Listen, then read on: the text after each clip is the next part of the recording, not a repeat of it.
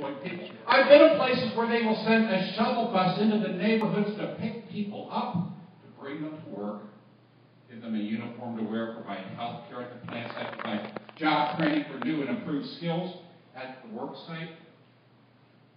But I've never seen that here.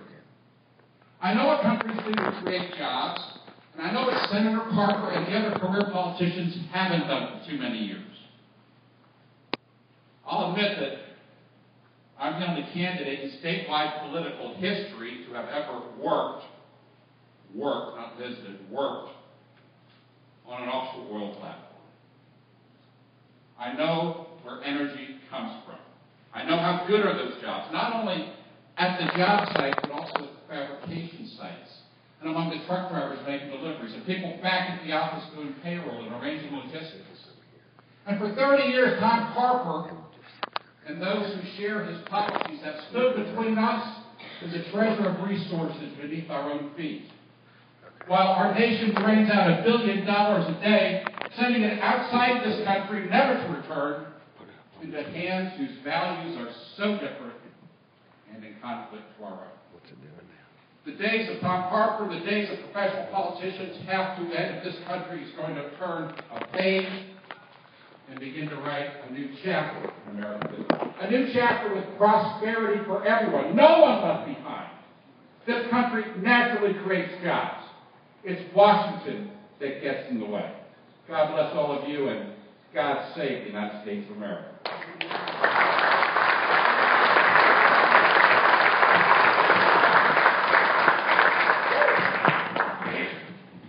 Okay, we were going to have Rick Jensen moderate this for us, but he just went through surgery. He's had a commissioner for a little bit. He's doing okay. And then I asked Paul Lewis. He just called me this afternoon and said he couldn't make it, but he would send a message to Bruce Elliott. Well, it was just too late. So I'm going to moderate the questions, which is a no-brainer, I think. If you want to ask a question, please raise your hand. Have a formulated question. All right? Yes. Ed. Please stand, Ed. Yes, my name is Ed Baxell. I'd like to know how each one of you will approach our tax and get rid of it. Who would like to try it? Andrew? Andrew? Well, if he's the only one with an answer, but I guess you all would be. Yes, I'd love to respond to that. I think America's taxed enough. And this is from the Green Act, okay? Our revenues are incredible if you go down to Washington. They're wasting this money. They're wasting it in all kinds of ways. And certainly the resources we have as American people put forth for our problems that we need to address, whether it's jobs, or whether it's the aging population, whether it's all these different things. We don't need to raise taxes. We just need to use the resources we have in smart ways. I had another Patriot group that asked me about the XL pipeline as an example. Here we want to get the energy resources here. It's the way being somewhat accustomed to energy, that was my economic major at Delaware, was energy economics. However, do you really want the United States taxpayer to subsidize the construction of that? I don't think so. We have a market economy. We need to make the market economy work.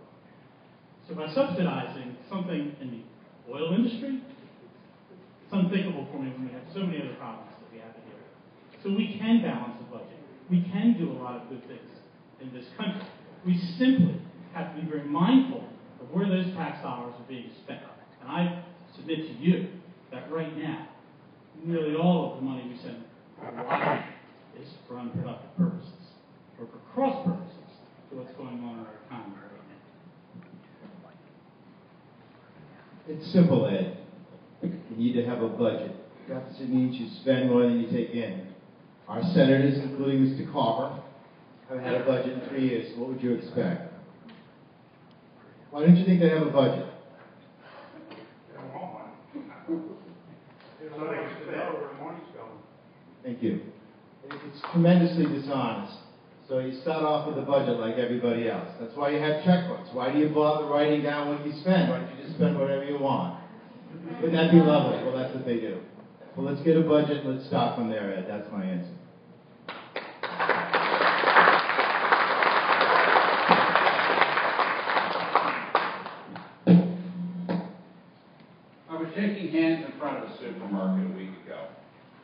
And everyone going into that supermarket had a list. They had a shopping list.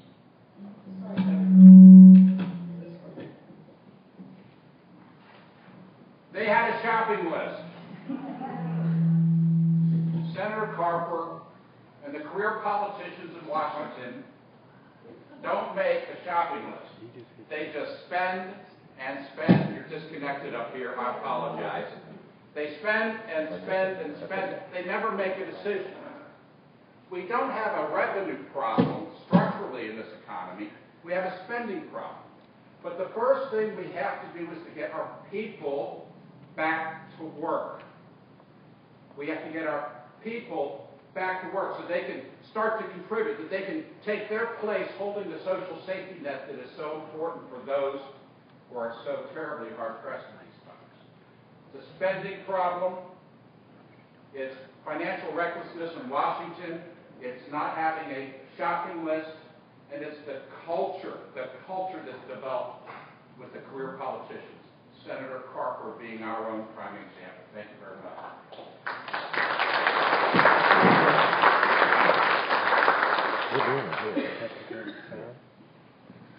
Do we have another question? So you can hear me? Kind of a long question. With our dependence on foreign oil and thus our dependence on our relationship with different Arab states in the Middle East, what are your thoughts on the present administration's position on the Israeli-Palestinian situation, and how do you think it affects what's happening right now? If you disagree with it, how would you change, or what would your stance be in regards to how we handle our relationship with Israel? Okay, first let's clear up some statistics. Most of our oil does not come from the Middle East. Only less than 10% comes from actual Middle East countries. We do import oil. Most of it comes from Canada. A lot of it comes from Mexico. Probably the problematic country right now that we import oil from is Venezuela. And then our own wells are starting to produce oil again. It's heavier, sour crude. So in terms of energy dependence, our global policy in the Middle East is not for us based on oil. The system with Palestine and with the Palestinians and Israel seems intractable. I'm sure better than we here. Multiple presidents have tried to deal with that. I think there's a real humanitarian crisis going on there. I'm not sure that there's a lot of linkage between that and the energy market. So I'm trying to find if that's two questions or one. Well, what do you mean by humanitarian crisis? I mean, them literally lobbing rockets at each other and killing thousands of people. That's a humanitarian crisis. As I said, our State Departments have been involved for the last 20, 25 years, and I don't particularly know a specific answer to that, but this is a Senate debate. Do you agree with the current administration's Israel policy? I'm not sure there is a policy. I haven't seen a policy. I think they're just playing it as it's coming. I think they're looking at Syria. I think they're looking at Iran. I think there's a lot of stuff going on that we don't know about right now. So I think the sabers are rattling in a lot of different places.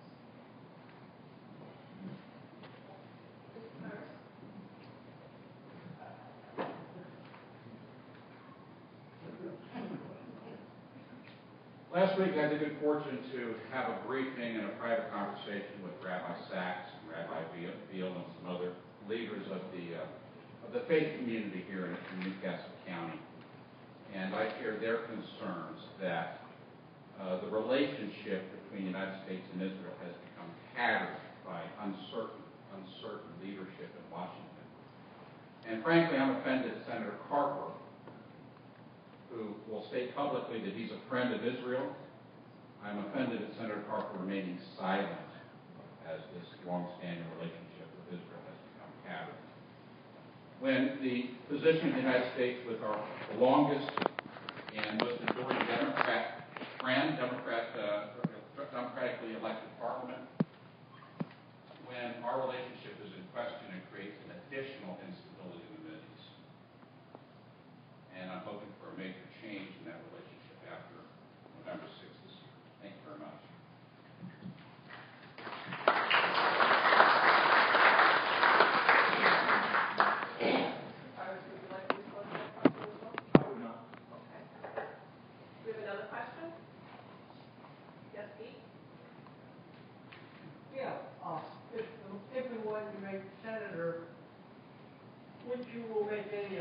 effort to ground the presidential air fleet.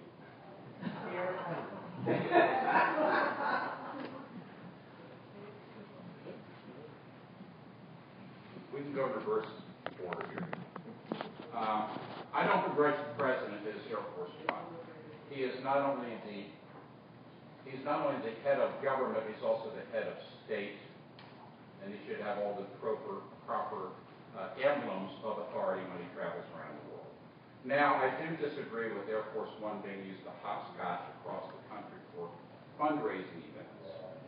And I'm in full agreement in terms of grounding the executive fleet of jets that our senatorial and congressional leadership uses, as well as department heads. There is far too much abuse of the public taxpayers' money with Gulfstreams flying here and flying there for what can barely be described as official business.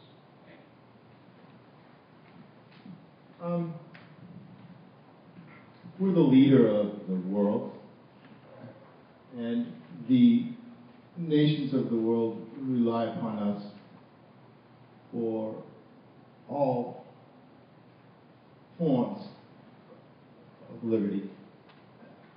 I'll give you an example of why I support the use of Air Force One and Air Force Two. A few years back, I worked in one of the administrations, and I was the highest-ranking Portuguese American in the United States when the ambassador, the Prime Minister of Portugal died. And I was on Air Force One, and they sent me over there to represent my country, which I did, along with the Joint Chiefs of Staff. And I thought it was a wonderful thing that we did. We're treated with respect throughout the world. And I'm not saying this administration is any better than the prior one, I just mean in general, it's a different administration. It's not as abusive as you might think, and we stand tall, and I think it has an importance. I know you might feel at times it's wasteful, and I respect that. But I'm sorry. Yeah, you say we're the leader of the world, $17 trillion in debt. Are we or aren't we the leader of the world? I think we're the leader of the world, but like I said before, without budgets, I don't know how we're going to get our debt under control. I don't disagree with you, though, about the debt problem. I'm just saying, I think the world relies upon us. When any world leader dies or anything happens to be there, I'll tell you something that's really interesting. When you go abroad, when there's a death, the United States always has the premier position. We always enter as the country of prominence. We have world leadership for that. I'm just mentioning it's something that I saw firsthand. I'm very proud of my country, and I think I don't want my president, whoever it would be, to go over in a Jeep or a helicopter. I want him to go with some style and with some semblance of warmth. We have commercial planes flying all over the world, back and forth and up and down, all over the place. Why can't they use those? Well, I politely disagree with you.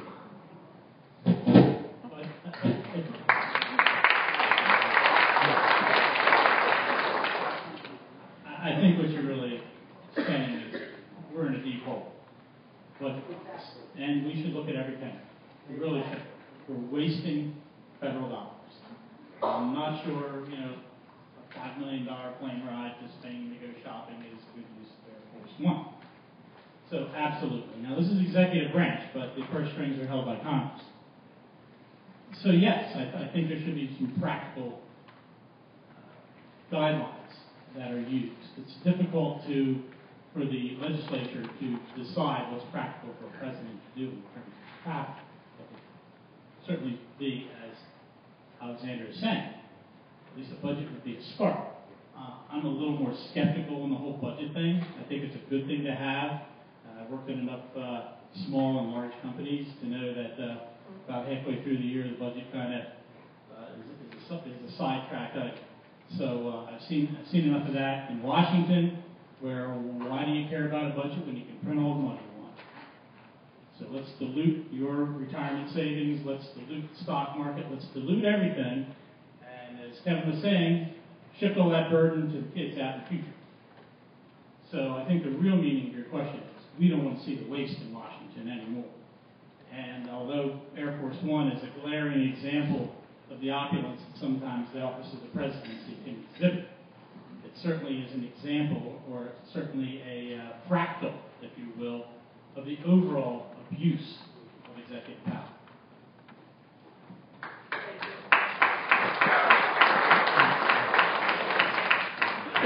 Who else has a question? The gentleman in the red shirt. Gentlemen, with the recent disclosures of security breaches, are you comfortable with the planned investigation by U.S. attorneys, or would you prefer an independent investigation? In which security breaches are you? The ones we had recently that have been all over the news for the past several days. I'll address that. Attorney General just appointed 2 U.S. attorneys. I worked at the Department of Justice myself twice for 2 terms.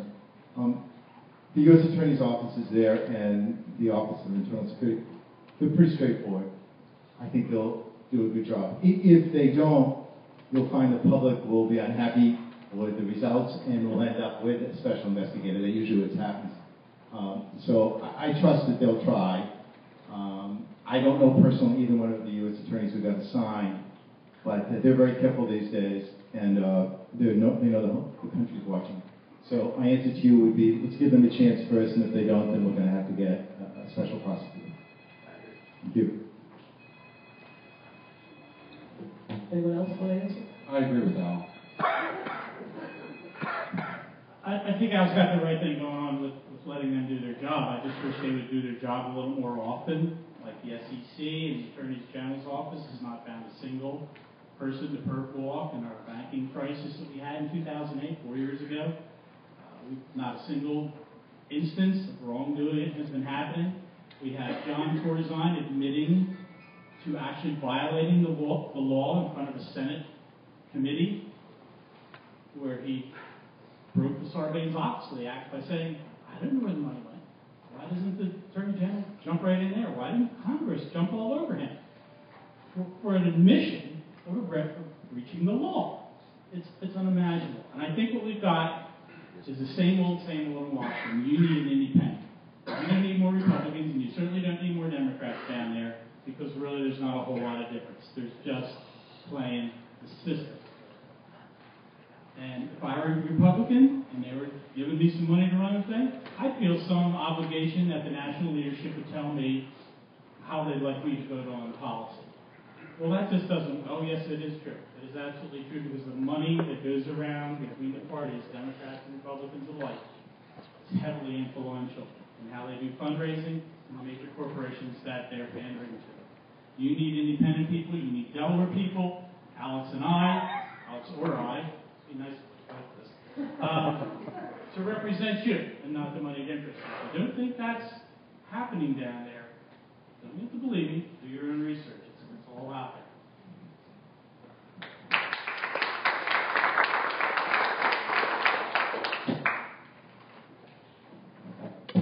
You want the microphone? Or? Thank you, gentlemen, for being here tonight. My name is Matt Gateway. The president recently came out and made a statement that he believes the private sector is doing well, and it's the public sector which needs help. So do you agree with that statement? And if not, what can we do to increase jobs in the private sector? Did everyone hear that question? Is this mic on? Yes. Okay, I'll speak a little loud. Is that better? The question was, the president recently came out and said that he believes the private sector is doing well, that it's the public sector that needs help from the government. Do you agree with that statement that the private sector is doing well? And if you disagree with that statement, what can we do to increase jobs in the private sector? I think the country's doing poorly. I think we're all hurting. I have right now about 450 employees, and I can tell you every Friday when we get paid, everybody's waiting for it. People are living very close to the vest. They work and they spend exactly what they make. I also started my own bank, and I'm on the loan committee, so every Wednesday I look at everybody's applications, and I can tell you people are hurting. It's hard to get credit. So I disagree with the president about that. On a related matter, I'm not in favor of either candidate. I can see some very good things in the president, but I can also see some very good things in Mr. Ron. And I also make it clear that I don't hold myself out as a Delawarean, even though I've been here 40 years. I grew up in Massachusetts. I work in Delaware. I live in Delaware. I live in Dewey Beach. But I don't call myself that. And secondly, if you don't like me, or you don't like what I say, I'm perfectly happy if you pick him. And I want to explain that my feeling about it is this. What Mr. Copper has done, and what these people have done, spending their lifetime spending your money is wrong. And I'm fighting for change by running. But if you don't like me, I'm perfectly happy with Kevin, and I don't really know him that well. I just like the fact that he's new and he's fresh, and he has the courage to try. So I'm neither for the Democrats nor the Republicans. I'm for new faces and a new hope. Thank you.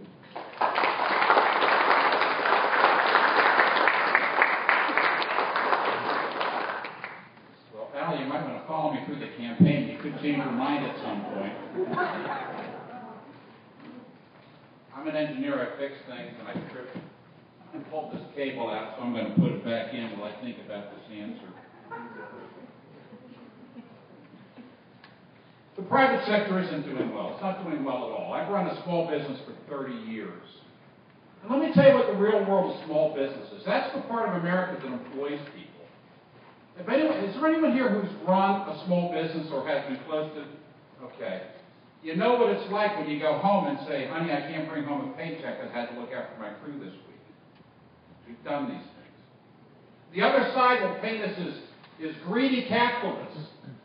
But in fact, we're just trying to keep our lives together and the lives of people who work with us, who are like family. And we take our commitments to our customers seriously because it's our name on the score. So when the President of the United States and his administration says things are okay on the private side, it's only because they don't know a darn thing about the private side of the economy.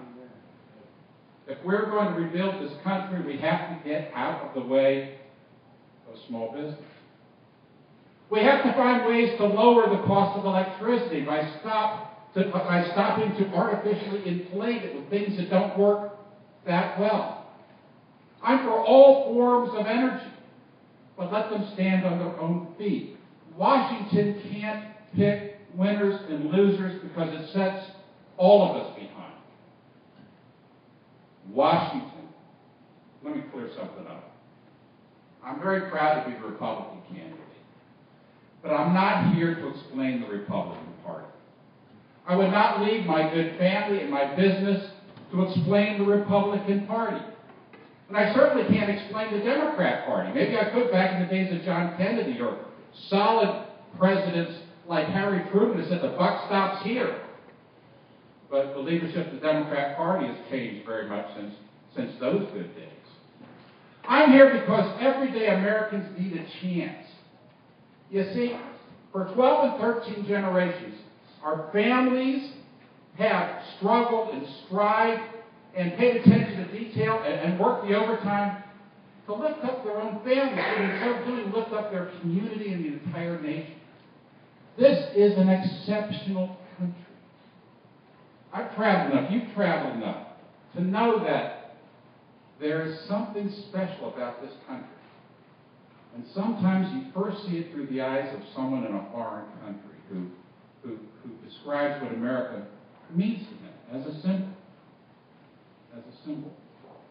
We can't let Washington divide us one from another, Republican from Democrat, Northerner from Southerner, black from white, Anglo from Hispanic, the way they always do.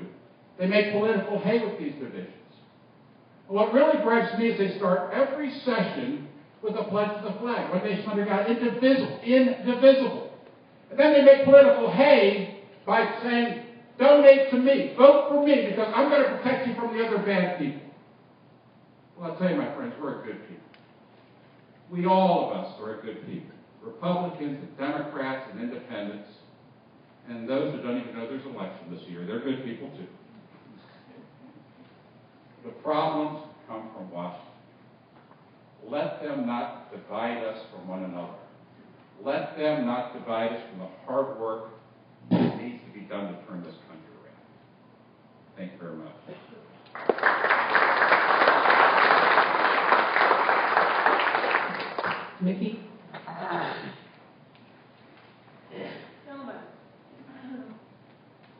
one of you is elected, what do you think can be done about the extra legislative activity that goes in Washington? And I'm specifically talking about the reining in of the executive order.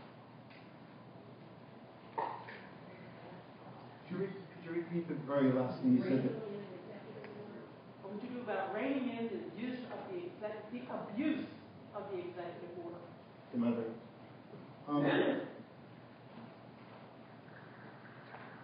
Before I decided to run, federal election laws say that you can do two things before you decide to be a candidate. One is you can do opposition research, which I did. I paid a company to do like a 400-page book on cover, and I did a poll of all the 1,000 people in Delaware. And what was interesting about it is people in Delaware are very upset, and one of us will win. Mr. Copper's not going to win the election. He's done. He's finished. The poll is overwhelming.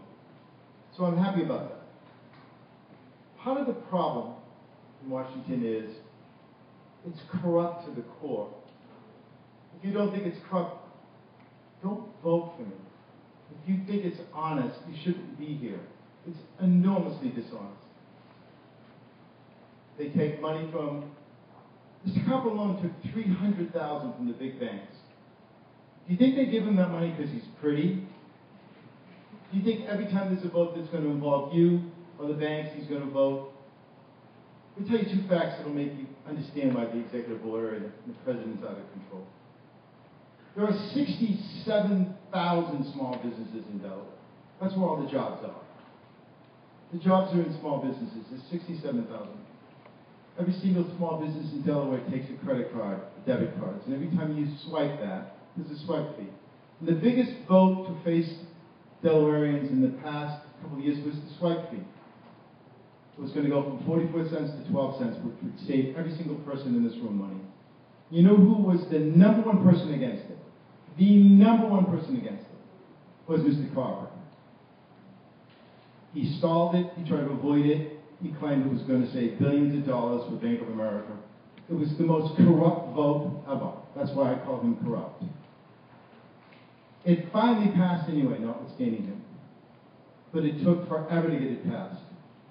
And that's the real reason why the president has to strangle himself to get something done. They can't get anything done between the Democrats and the Republicans at all.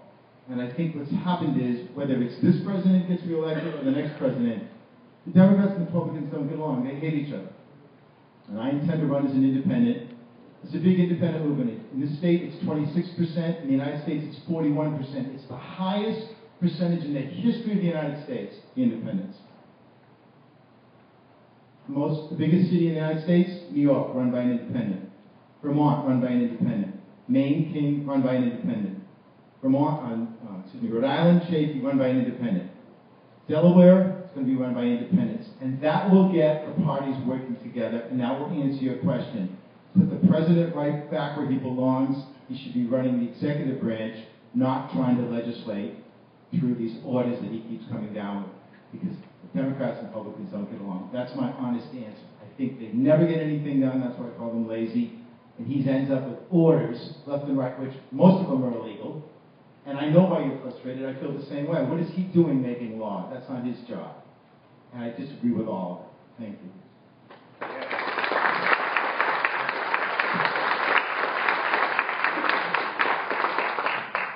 Second that, Adam. And I think you need to send somebody down to Washington. You got a few good people, a few good men here. Let me just tell you a little bit about my background. I've been working to form coalitions in the state as an independent, bring together such disparate parties as the Greens and the Libertarians, the Independent Party of Delaware, the Congressional Party of Delaware, all these different independent small parties. And that's what we need to do as an American people, is to come together. We all have the same basic goals in mind. We want the best for our children. We want a fair shake. We want to be able to get a job. We want to be able to save for the future. We want to be able to retire at some level of security. And we don't have those things right now. And you need people who can go down to Washington and, as I said before, represent you, but also somebody who can bring together these disparate parties and these different ideological people together and sit down and hash things out and come to some conclusions. That's where the creativity is when there is conflict. Well, there's incredible conflict, and that conflict is being used against you by our corporate parties, the Republicans and the Democrats, to divide you. I'm not impugning Mr. Wade in the least. I think he's a fine man. But I think if I were running as a Republican, I've been a Republican my whole life until this February. And I've seen what's been going on down there. And I'm running as an independent too. But my take on an independent, not being a personally wealthy man, is to pull as many people together from as many disparate groups as I can to get the word out that yes, there's another way. And as Alexander is saying, it's vital. You don't understand how vital that is right now. These parties are broken, and you need independent voices in Washington. I want you to think long and hard about it, and ask tough questions of us. We will answer you every question. And as Alexander said, you may not like the answer so much, but I will answer every question put forward. On executive authority, it's just that. The president is the executive, is to execute the laws of the land, not legislate. You can propose legislation, as any other lobby would, but certainly they are to execute the laws of the land, and the current administration does not do that. They pick and choose the laws that they care to enforce.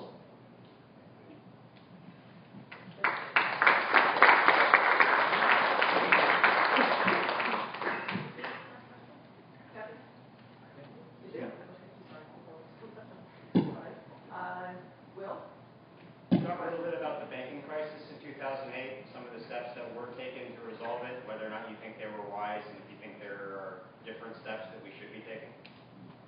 This is something I love to talk about because I hate the big banks so much. Let me tell you what you did to save your own country. Bank of America, $45 billion in top money from you. Citigroup, $45 billion. Wells Fargo, $15 billion. Not millions, they get billions of dollars. Where do you think that money came from? You bailed them out. Everybody who's here in this room, you bailed them out with your tax dollars. And what did they do after they all survived? Citigroup, Bank of America. What did they do? They all turned on you. I think the big banks are strangling our country, ruining our country. I don't have anything really good to say about them at all. But I do have a lot good to say about you. When they were in trouble, they went to the taxpayers, they went to you for their top money. And now, like the SWAT fees, and they could have helped every small business in Delaware, do you think they would go from 44 cents to 12 cents to help you? No, they turned on you. So, I think the banking crisis was the typical thing that happens. The working class person bails out the rich man, and then the rich man gets what he wants and he turns on you. I know that sounds simplistic, but that's exactly what happened. They turned on you. Have you ever seen any bills since the crisis in banking that are for the average person? It's all about themselves. And I think we learned a lesson, which is in the future, maybe we should have let some of them fail. Maybe we should have not bailed them out, and we should have spent a little bit more money on you. A little bit more money on you and your families and your children. I've got an issue. I think autism is out of control in Delaware. We need to put a lot of money and effort into autism. Why couldn't we take some of those billions of dollars and solve the autism problem of our children here? Why can't we do that? Why do we always have to worry about them? Why can't we worry about our own families and our own children and our own diseases and our own health? Why are we always worrying about them? Because people like Mr. Copper, who are owned by the banks, do what they want. He's got two chains around his neck. One is the big banks, and the other is Mr. Reed, who he lapdogs for. So don't ask me about the big banks. I don't like them. And when people say, why don't you do something about it? I did. I started a community bank, and I put my money in it. I put my hard-earned money in it. You know what we do with our dollars? We give it to people in Delaware. I've given $110 million in small loans, and I would give more, but I don't have any more. That's me doing my first day. The people who here are tape recording all this, I should tell you, this gentleman here with the maroon shirt who's tape recording this from the Democratic Party, you know what my answer is? I don't care about the big banks, and I don't really care about you. I think it's abusive what you do, following me around. I'm not afraid of you at all. Come and get it.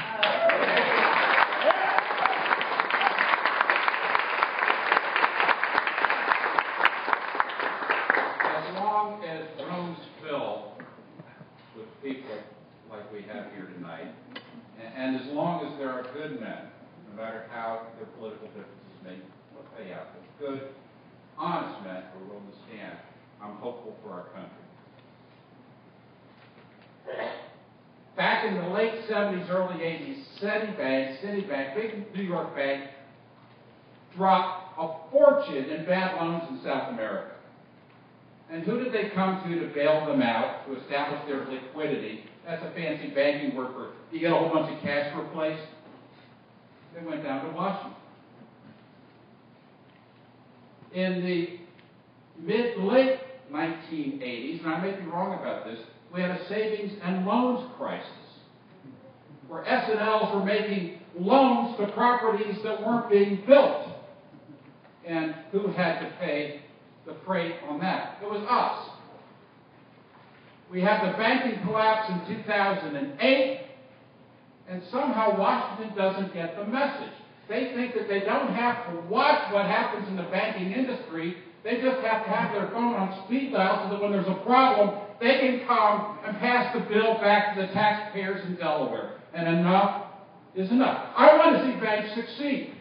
But if they make bad decisions and they fail, let them go bankrupt, just like the corner pizza shop.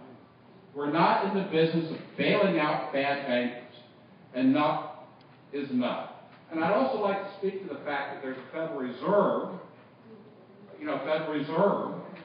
okay, whose printing presses are running red hot tonight, that has been looked at in detail since about 1913. It needs a good audit. It needs a good diet. We need to revisit all the statutes that apply to the Federal Reserve. Thank you very much.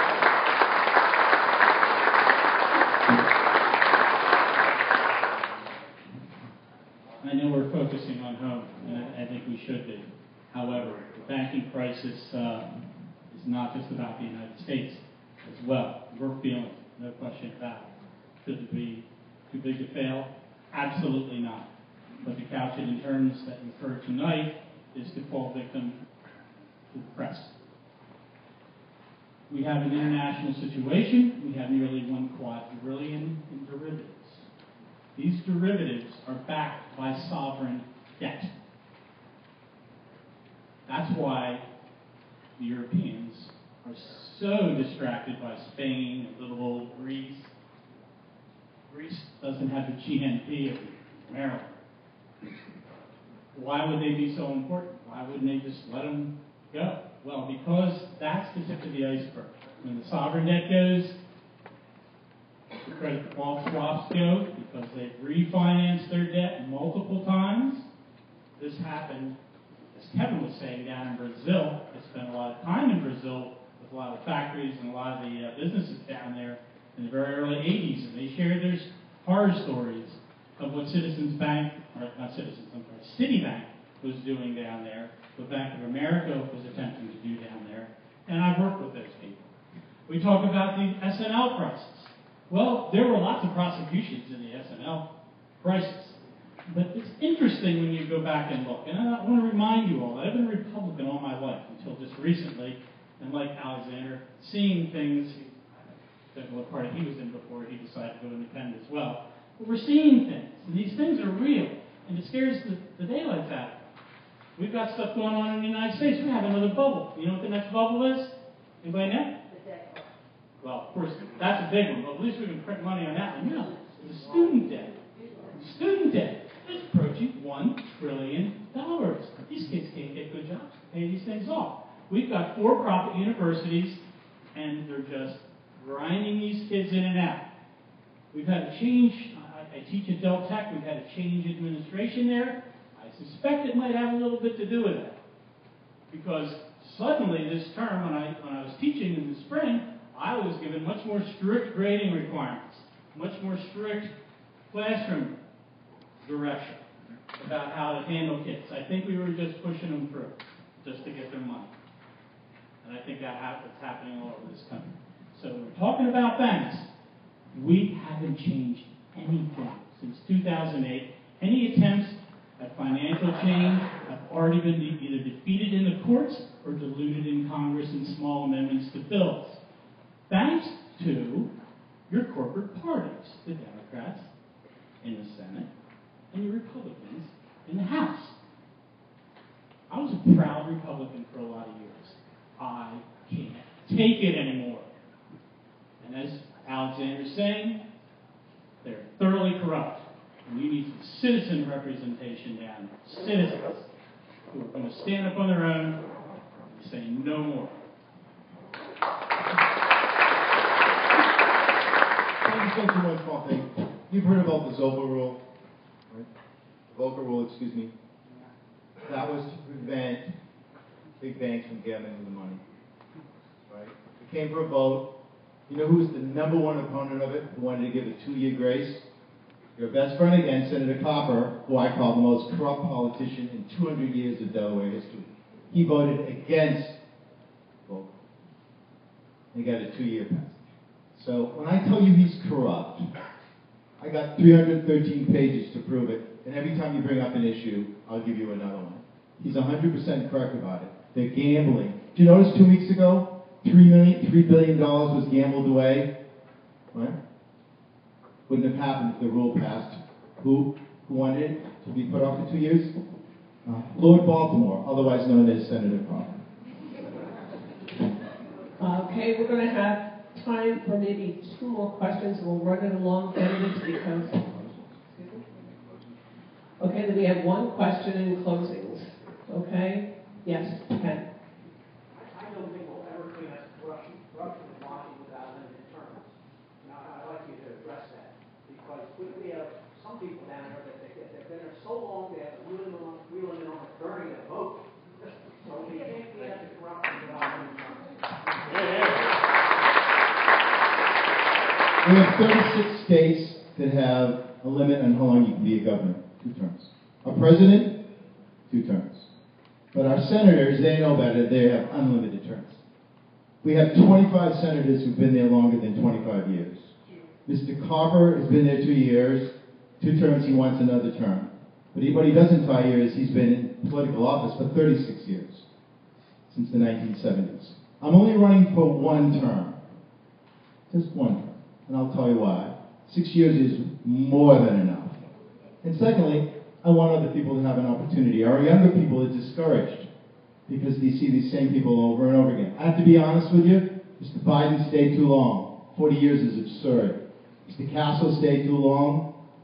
And Mr. Copper. I did this poll. I spent all this money on this poll. You know what the number 1 vote was of all of you in the poll? Term limits.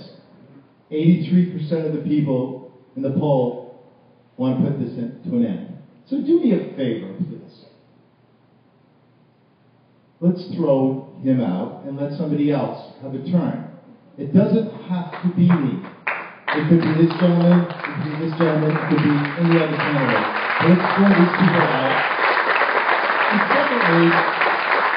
secondly, I don't like this idea of telling our children that these people, these professional politicians, have some unique skill. They don't have any unique skill at all. I want our children to know, and I have children, I want our children to know that anybody can do this job. You could do it, anyone can do it. And the idea that these people, and I call him Lord Baltimore, he doesn't even drive his own car, that's how elitist is, it's revolting. And I'm going to put every one of my dollars in, and I'm a wealthy man, and I'm going to put all my effort in, and I'm going to bring this guy down, because Delaware is now considered the 4th most corrupt state in the union. Do you realize that? We're considered a very corrupt state. How did that happen? Because the same people over and over again. It's up to you when you leave it to tell people, it's time for us to throw these people out, sir. That's how we get rid of corruption. We put new people in, and we have term limits. Me, I just want 1 term. I'll do the best I can, but if you don't want to vote for me, vote for either one of these people, and let's have some change for once in our lives. Thank you.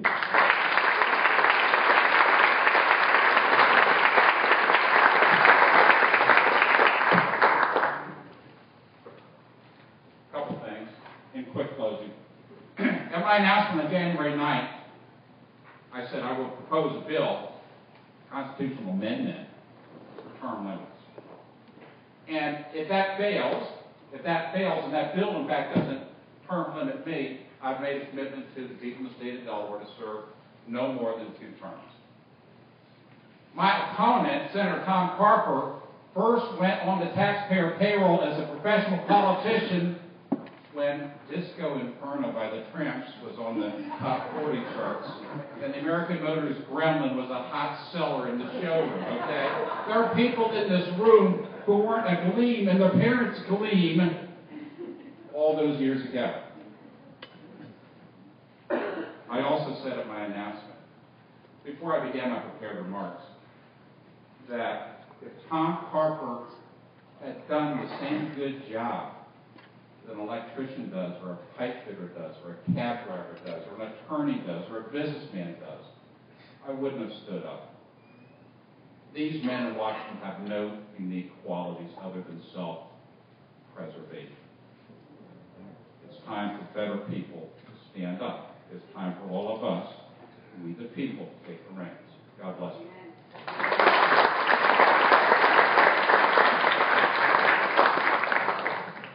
I really didn't want to do this thing. You know, this is politics. I'm a businessman. I'm an engineering student, chemical engineer.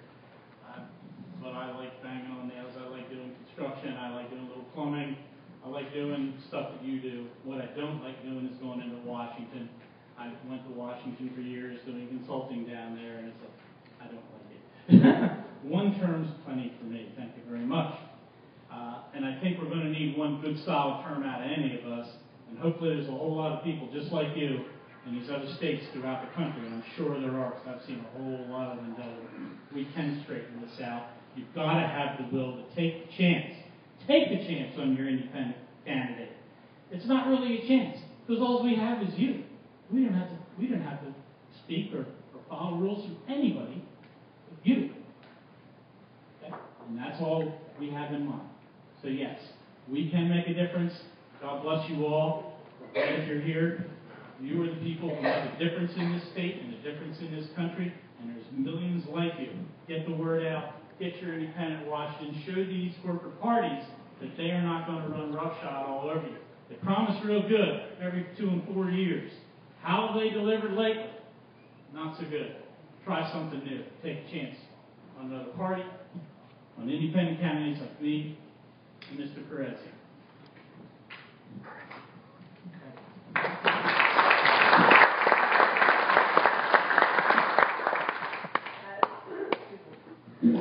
Okay, as we wrap up this section, this segment tonight, I'm going to give you 1 minute each for closing statements because we're running late. I have a question, and not as chairman of the Patriots, but I'm hearing it from all our members. Okay, and we've had multiple people come and speak on health care. No one asked that tonight, and it's I'm very passionate about it. Friends with Dr. Gray, I've been bringing him all over the state speaking on health care legislation. He's been testifying in Washington, whatever. So if you can just take a minute to let us know if you would repeal Obamacare, or if you were elected to the Senate, and where you stand on the health care issue. I'd love to start on that. That's near and dear to my heart. I would want Obamacare trashed in the wasteland of history. It's terrible. However, as a small business person and to revive business in America, I have a lot of clients in my computer consulting business that I also do business consulting with as well. They are getting clobbered by insurance rates every year. I've come up with a plan. It's called corporeal sovereignty. What that means is you and your doctor and your hospitals, all private, decide what's right for you. Where our system, our healthcare system, is getting sapped is for-profit insurance. 33%, $1 out of every 3, goes to the profits, not healthcare, profits of insurance companies. Japan has a wonderful program where they have a single-payer insurance system. However, the rest of it is all private. take your doctor, take your hospital, anywhere you want. Now, I want you to think about that for a minute. We already have an infrastructure for single healthcare. Now, I've worked for large corporations, and I consult for small and startup companies, even people working out of a living room starting a small company. I help them with my knowledge. And if I could remove the burden for them to expand their staffs, that they can't be blindsided every January, February, March, whenever they have to renew their health coverage for their employees, that they're not stuck with another 10%, 15%, 20% increase in premiums that they have to deal with. So the largest group policy we can think of is the good old United States. Everybody. But let everything else be private. We've already got an infrastructure with Medicare and Medicaid that's in place, that can be used, and you get $1 out of every $3 either back in savings or back into research, something productive for heaven's sakes.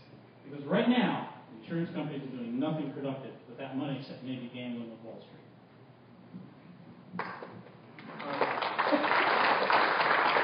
I'm a really practical person, and I want you to know I'm not smart enough to know the answer about how to improve our health care.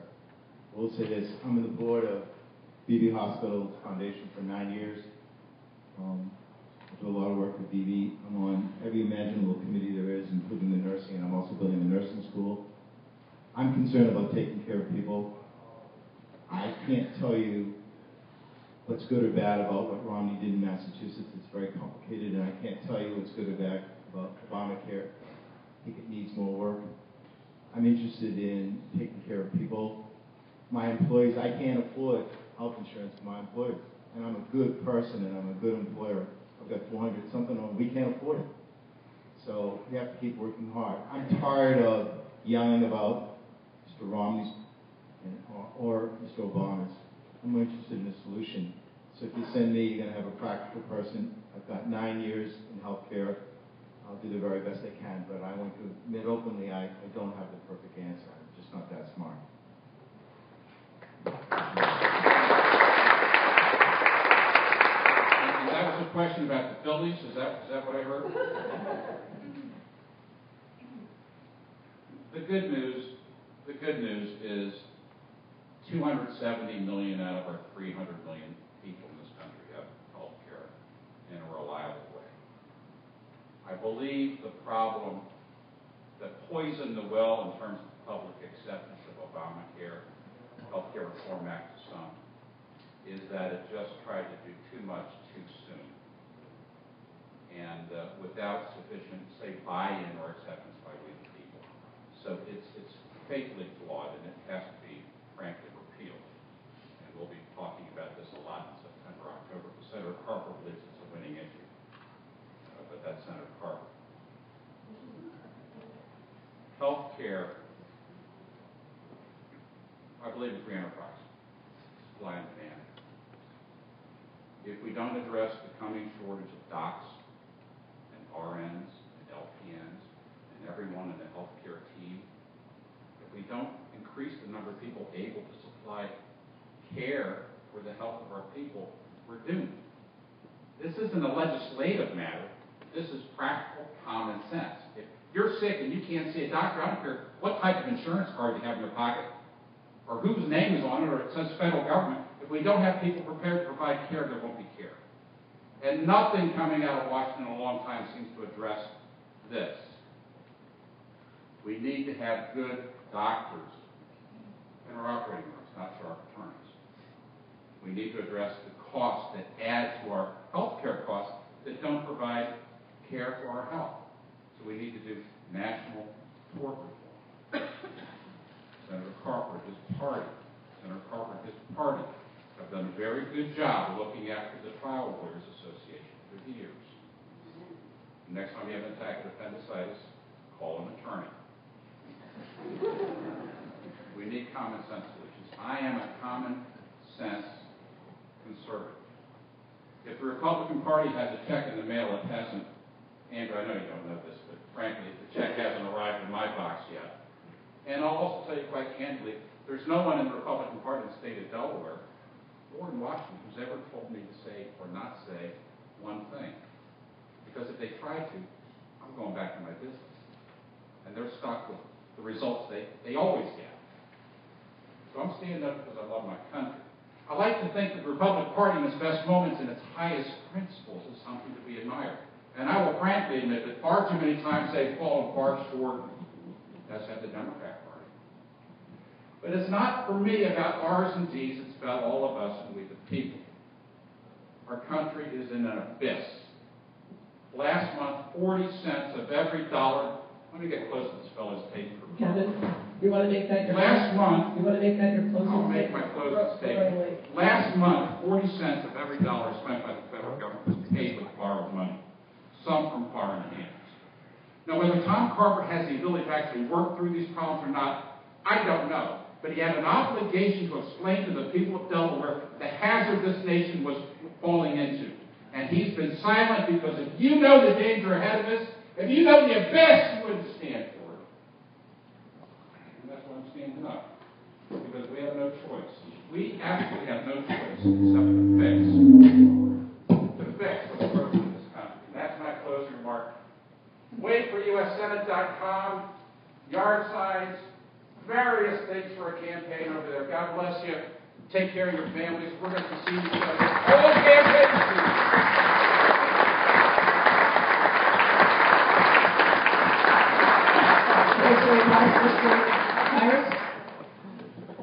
I think you've had enough of us. Have a nice ride home. Thank you so much for your questions.